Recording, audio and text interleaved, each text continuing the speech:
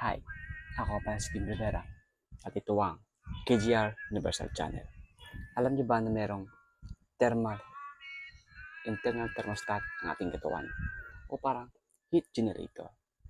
Ito ay gumagana sa tuwing atakayin tayo ng mga bakterya o anumang pathogens na makaapekto sa ating katawan. At ito ay tinatawag na lagnat o ang fever. Ating alamin sa araw na ito ang ano nga ba ang ibig sabihin ng lagnat, ano ang shape nito sa ating katawan. So first thing, ano nga ba ang lagnat?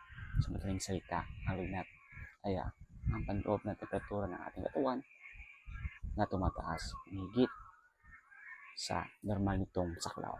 Karaniwan, ang temperatura ng ating pangunahing katawan ay maligid sa 98.6 degrees Fahrenheit o 37 degrees Celsius. Ngunit kapag nilagnat ka, ang temperatura ng iyong katawan ay maaaring tumaas ng higit sa baseline na ito. Upang maunawaan kung bakit ito nangyayari, kailangan natin pag-usapan ang tungkol sa hypothalamus, ang maliit ngunit mahalagang bahagi ng inyong utak ay kumikilos tulad ng isang thermostat para sa iyong katawan. Sinusubaybayan at kinokontrol nito ang temperatura ng iyong katawan upang mapanatili ang mga bagay sa isang normal at malusog na hanay. Kapag natukoy ng iyong katawan ang isang infection or pamaga, sabihin, mula sa isang virus o bakterya, nagpapadala ito ng mga senyales sa hypothalamus. Tumutugon nito sa pamamagitan ng pagtaas ng temperatura sa normal nitong set point. Isipin na parang ngayong thermostat ay pinaandar. Bakit nga ba tumataas ang temperatura?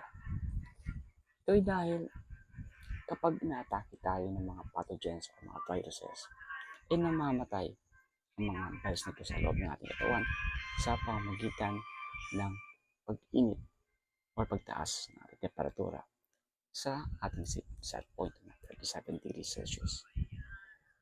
At pinapatay nito ang mga bakterya at hindi nakakalat pa. Ngunit hindi lang yun, ina-activate din ng lagnat ng iba't ibang bahagi ng iyong immune system, ang mga blood vessels, white blood vessels, antibodies, at iba pang immune player ay mas epektibong pinapakilos kapag ito ay mas mainit. Sa esensya, ang lagnat ay isang ekstratehikong tugon na dinisenyo upang pabilisin ang proseso ng pagpapagaling at pausahin ang mga mekanismo ng depensa ng iyong katawan. Siyempre, ang lagnat ay hindi masama sa ating katawan. Ito ay tugon lamang ng ating katawan laban sa mga bakteryas or any na mga infection na pwedeng maaaring nangyari sa ating katawan. Pero, ang mahabang mga lagnat or mga matagal na lagnat ay isang mapanganib na bagay na kailangan nating konsulta sa ating mga doktor. Sa sunod na lalagnatin ka, huwag kang mag-alala. Ito ay normal lang na response ng ating katawan. Ito ay hindi masama. Ito ay nagpapahiwatig lamang na gumagana ang iyong immune system. Maraming salamat pala sa panonood. Ako pala si Kim Rivera. At huwag kalimutang subaybayan ang ating mga next videos dito lang sa ating Universal Channel. And as always, maraming salamat.